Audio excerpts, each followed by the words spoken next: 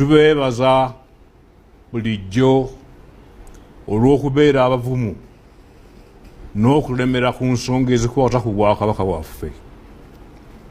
Tusaba nti temuddirira era mwewale abo bonna abagufudde omuze okwerimbika mu mateeka agatali matuufu okusobola okunafuya mu bwakabaka. Kino tukirabye emirundi mingi.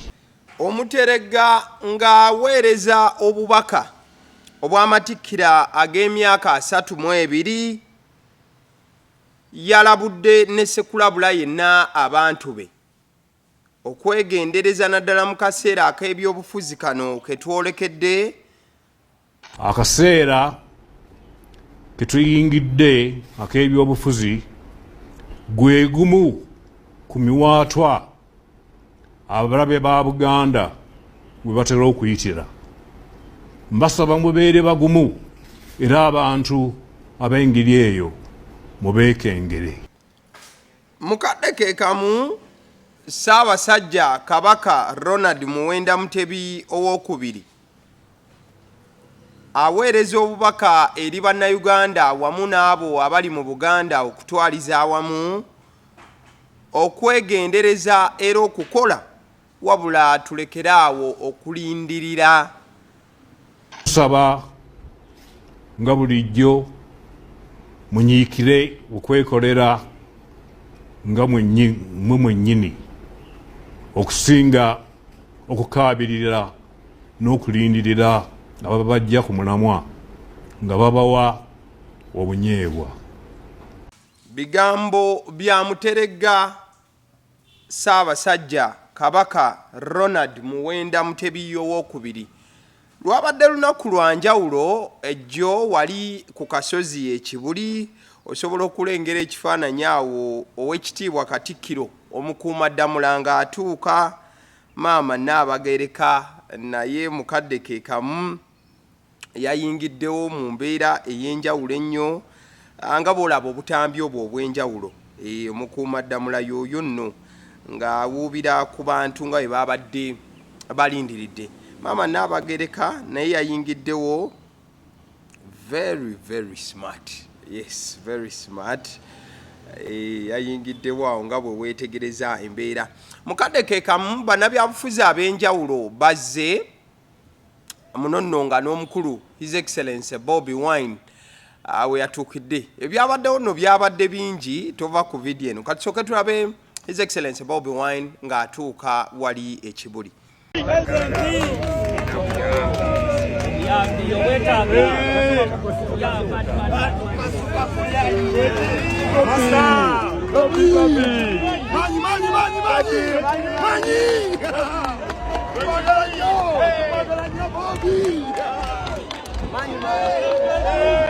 Exactly. A lot of love was shown to His Excellency Bobi Wine.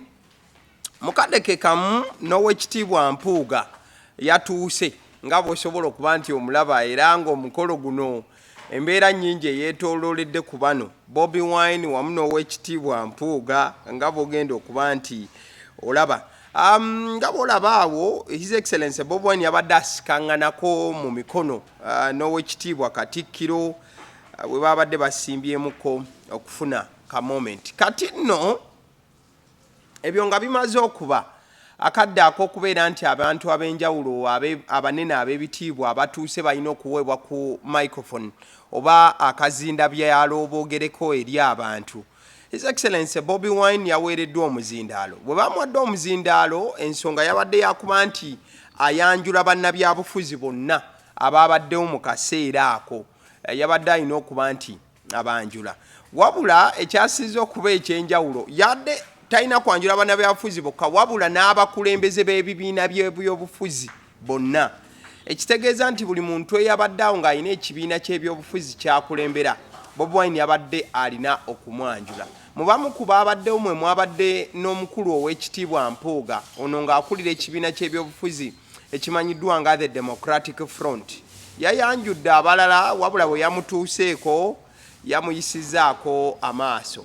Tole salamu ayanjule ba minisita ba gavumenti So mudakika nga 2 ejja kubeewedde. Please. Neyazanyo jjajja neyazege.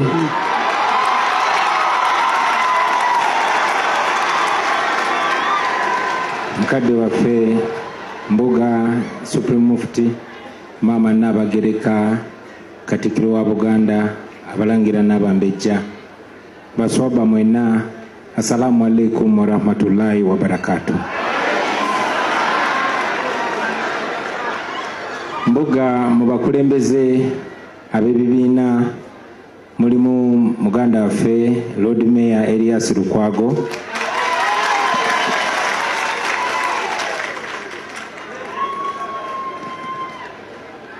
era nga bamu ku banne mulimu Honorable Semujunganda,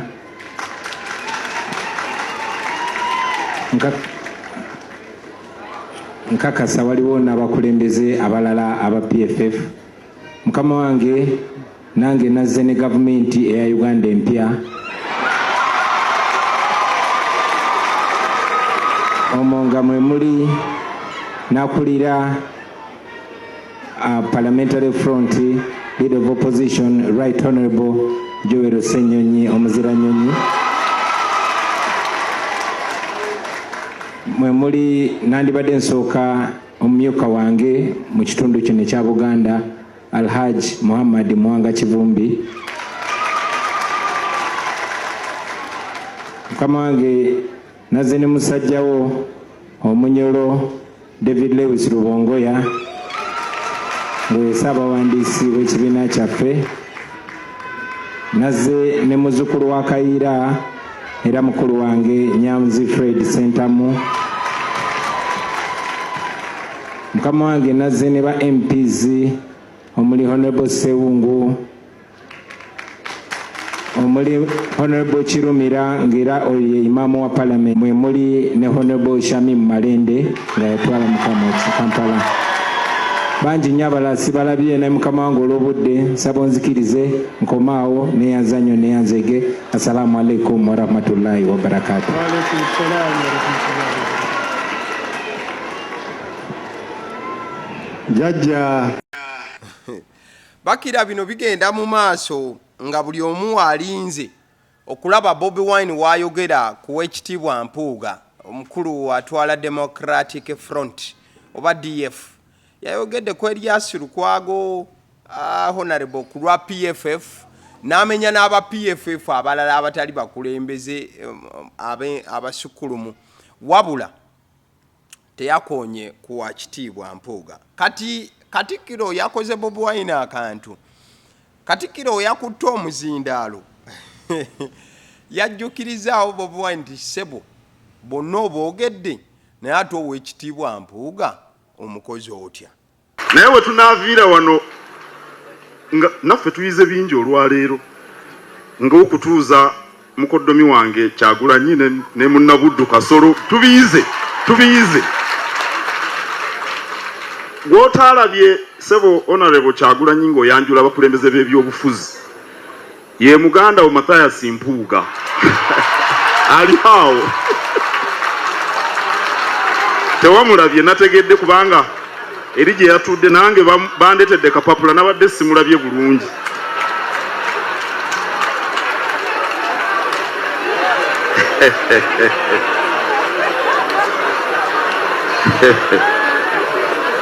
Sebo Mpuuga Kabaka bwatyo abantu bonna abakuŋŋaanya naye nga ekituufu yabadde tamulabye oba yabadde amulabye naye n'agamba waaye DF nga sinnagitegeera. Kale wakati ekifaananyi kyolaba kifaananyi kyakubiddwa abakyala ababiri abali mu kuyuguumya Kampala n'okuba nti bagitadde ku bunkenke mu kutya okw'amaanyi ku kiki ekiyinza okuba nti kyandiddirira maaso awo, naddala ng'ekibiina ki NUP kyeteekateeka okugaba kaadi ez'ababaka abanakikiikirira. Abakyala ababiri boolaba ye Shamim Malende ng'alina omukyala Zahara Ruyirika. Bangi bagamba nti ababiri tebalima kambugu, naye ekifaananyi babadde balina okukyekubisa awo. babadde nno ku bunkenge ekifaananyi kino nga kikubibwa okakananga waira okubaawo omuntu ajja ababere wabula mu kaseera k'okwekubya ekifaananyi obunkenke ababiri bwe baabaddeko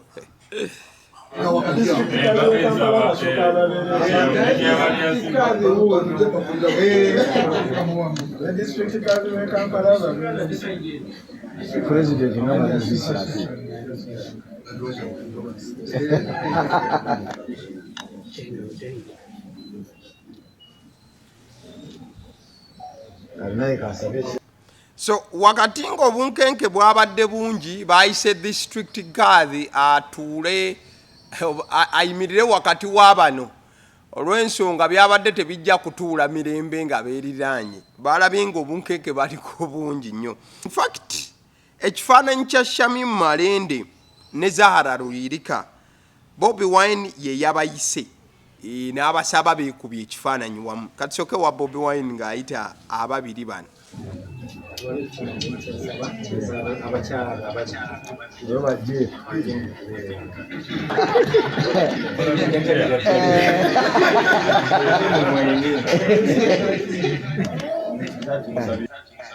so Bobi Wine ye yasabye Shamim Malende ne Zahara Luyirika okwekubya okuba nti beekubye ekifaananyi wabula mu kaseera mukadeke kamu ow'ekitiibwa Katikkiro yafunyeyo moment n'omukyala Shamim Malende ow'ekitiibwa Katikkiro yalabudde Shamim Malende n'okumugamba nti alekeraawo okwerwazalwaza.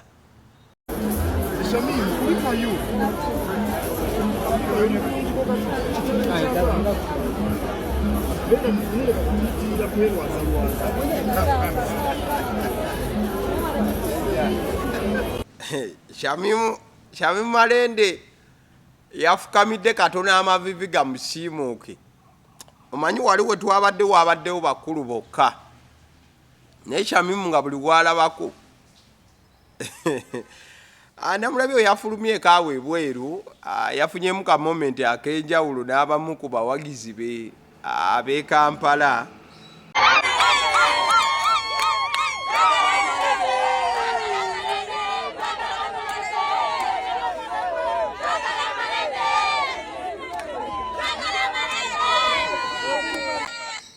By the way, ekintu ekyenjawulo abangi kye muyinza okuba nti temunnafaako kyekyokuba nti Shamim Malende ne Zahara Luyirika ababiri bano basiraamu, oli ye Shamim ono ye Zahara, babadde kibuli ku muzikiti enteekateeka z'okujaguza amatikira ga Ssaabasajja Kabaka ag'emyaka 32 we gaayindidde. Ekitegeeza nti bano ababiri babadde mu territories zaabwe ddala ate nga bombi bakyala basiraamu, tebyabaddemu mbw ate ono weno nedda.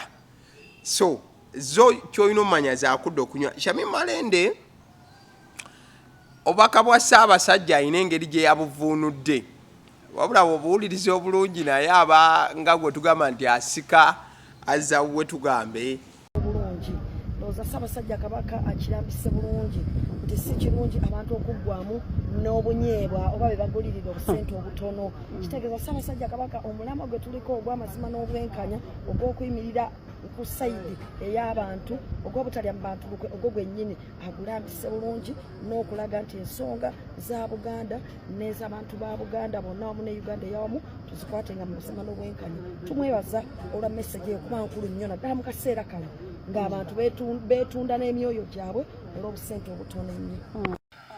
Teri kutunda mwoyo, totunda omwoyo gwo. Shamim Malende bigambo bye mukadeke kamu omulangira Nakibinge yayogedde ku bakulembeze era mukadeke kamu abalya mu lulime ne mu luzise obubaka obulaba bwalayininga bulungi nnyo n'obubaka buli obwa Ssaabasajja bwagambira abantu nti temulinda bunyeebwa n'ebintu ebigwa mu kkowe eryo. Abantu bano mbetegereze nnyo olaba bannaffe bannakigwanyizi abayimirira eno n'eno balya mu lulime ne mu luzise. Abantu abo mwe mubamanyi, nze sibamanyi, temukuba nnyo mu ngalo. Mubegendereze buli wamu babeerawo. Bwe muba mulonda ekyo mukiteeke mu kugundi oleme gamba bugambi nti nnonda wange naye kasita omulabamu kawebolingi awo omanya nti oyo tajja kuggusa kibanga alaba kyakola bibye naye twetaaga abakulembeze abanaasimba ensonga abanaasimba omwoyo gwaffe ogutafa era abatajja kutulyamu lwa yuda. Ndowooza ensonga mugifunye. Mukaddeke kamu ow'ekitiibwa omulangira Nakibinge ayogera ku kamyufu ka NRM ne gye buli eno akatannaggwa nti n'abakyalangirirwa bakyalangirirwa. In fact enkya ya leero ndabyeko Kapchora bamaze okuba nti balangirira flag bearer naye ng'akalulu kaaliwo eri mabega. Ojja kujjukira nti tribunal ya NRM ekyatuula okulaba nti emisango giwaabirwa ne bagamba emisango gisukka n'ebisatu sofa egyakayingira mu kakiiko ka NRM nga bonna beemulugunya ku byaliwo mu kamyufu. Omulangira Jjajja ayogera ku nsonga zino. Twalaba effujjo lingi nnyo e Kawempe era twalabye effujjo lingi nnyo mu bifo ebitali bimu bannaffe abamu badde bali mu kemuyita akamyufu. Emiggo abamu gy'abalidde gyafiseewo ne bagikuba ettaka. Naye tugamba nti tekyetaagisa mukkiriziganye asinze asinge gwe bawangudde bamuwangu. Otegedde bulungi omulangira annyonnyola bulungi mu nsonga eyo. Kankwongere obubaka buno. Ali simanyi nti abantu nga bakubye akalulu emisana kakusimba mu mugongo ate omuntu basobola okulangirira omulanga mwenna mwabaddewo. Ekyo nalabye kipya naye niŋŋamba ate ekyo kisoboka kitya? Oba abantu musimbye mu mugongo layini ate neyeeveera oba neerinnya, ekyo kiri mu bye neewunyisizza. Naye nga tusaba busabi nti bwe tuba tugenze mu kano ke tutalaba omuze ogwo guleme kudda tusobole okutambulira awamu asinze. Obubaka okuva mu Buganda nkakasa mubufunye bulungi okulambikira ddala wetulaga ewayinza okubeera awazibuzibu era eweetaaga obwegendereza obw'enjawulo. Ankuteereddeko ku bifaananyi eby'enjawulo oyinza okulaba awo ow'ekitiibwa Katikkiro ng'abuuza ku Honorable Kyagulanyi Ssentamu Robert essaawa y'okusaba oyinza okulengera embeera nga bwe yatambudde. Omulangira Semakookiro yabaddewo twasanyuse nnyo okumulabako awo. Embeera yabadde yanjawulo nnyo n'ebyenjawulo bingi mukwano gwange ebyabaddewo. So twongera okusiima bonna abaasiyagguse enngendo ez'enjawulo ne mujja ne mubeerawo wali ekibuli mu kaseera ak'okujaguza amatikkira ga Ssaabasajja Kabaka ag'emyaka 32. Yogayoga nnyo ayi omuterega Ssaabasajja Kabaka Ronald Muwenda Mutebi owookubiri amanda agamenya embazzi Cuucu Musota yogayoga amatikkira ag'emyaka 32. Kale awanno nga tuvuddewo njagala nkulage ku screen ekyo kyolaba ako ke kaali akakonge akaakalulu omwaka gwali gwa 1996.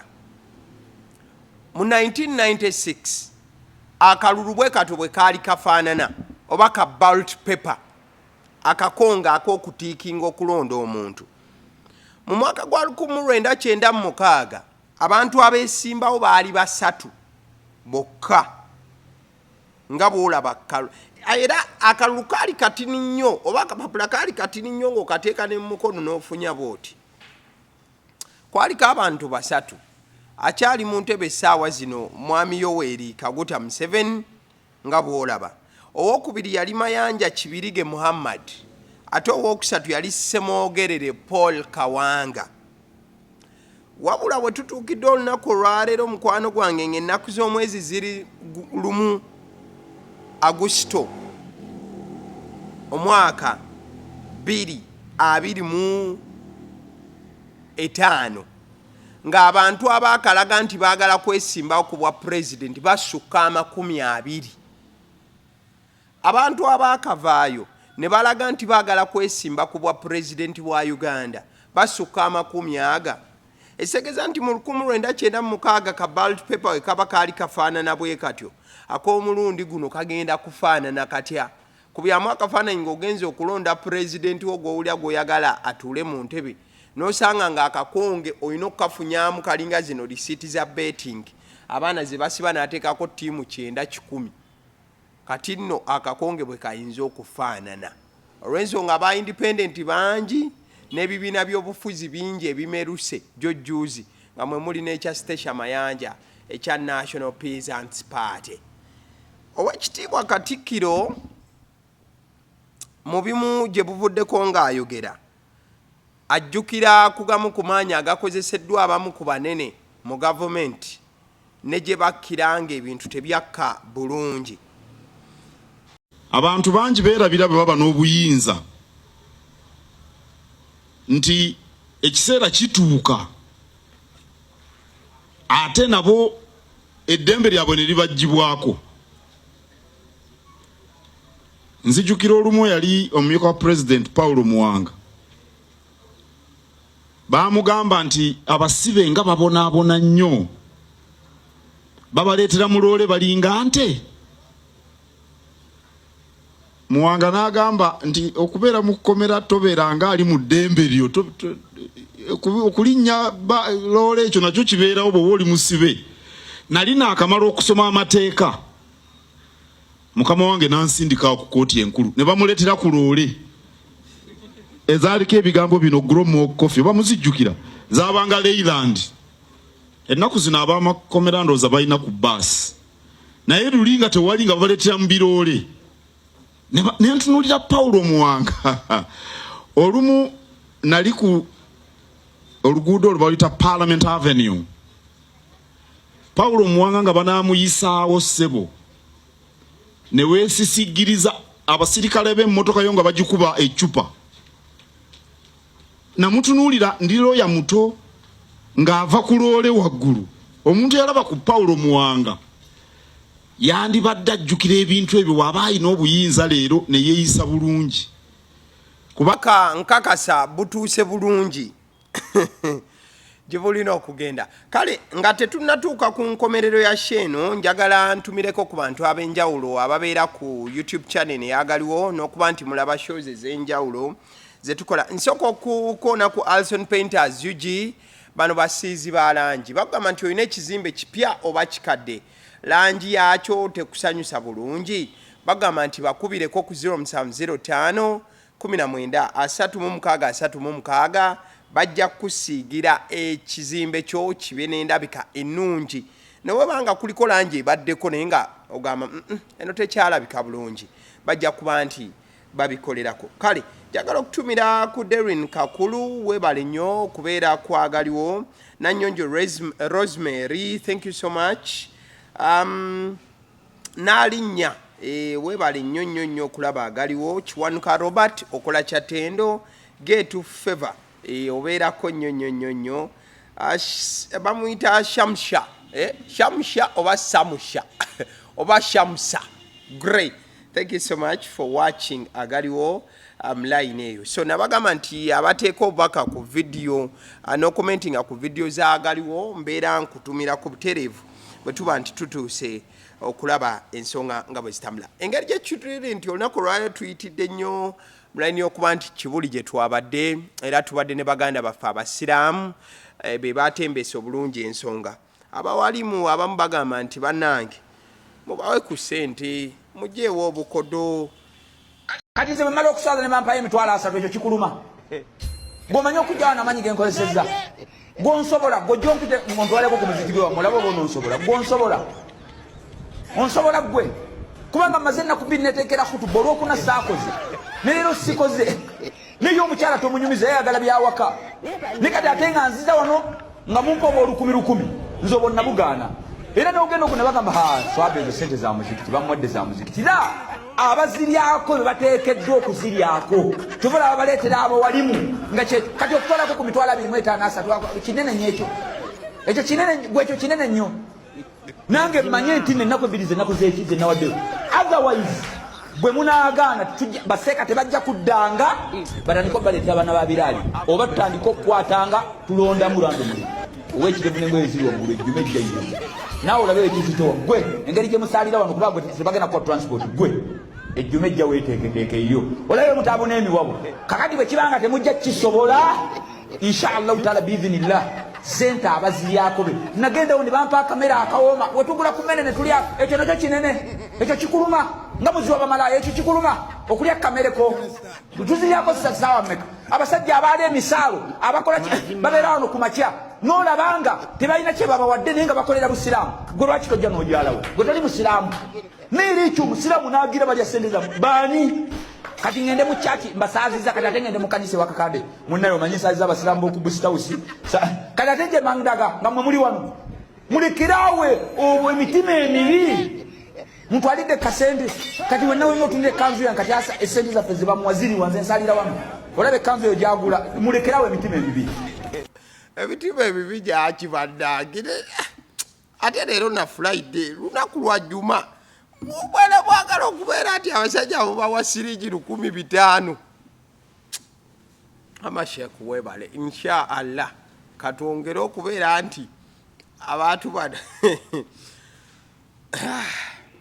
kali batugana mu sports olunaku lwaleero kutuuka okubanga tutuuka ku mpemba wemba y'okumaliriza show olunaku lwaleero mwana mulenzi amanyiddwa nga Alexander Isak timu ya Liverpool emwetaaga era nga Liverpool basula tebeebase bagala mwana mulenzi oyo abeegatteko kati bino bye bimu ku bintu by'oyinza okubanga tonnamanya mwana mulenzi amanyiddwa nga Alexander Isak essaawa zino takya traininga na timu y'abannaffe aba Newcastle mwana mulenzi Alexander Isak atrainingira ku kisaawe Real Sociedad kye trainingiramu wabula ekimanyiddwa kiri nti timu ya Newcastle ekimanyi bulungi nti Alexander Isak ali mu kutrainingira ku kisaawe kya training eky'abannaffe aba Real Sociedad Newcastle ekimanyiiko nti nga bw'agenda maaso n'okuwona okuva ku injury ey'ekisambi gy'abadde nayo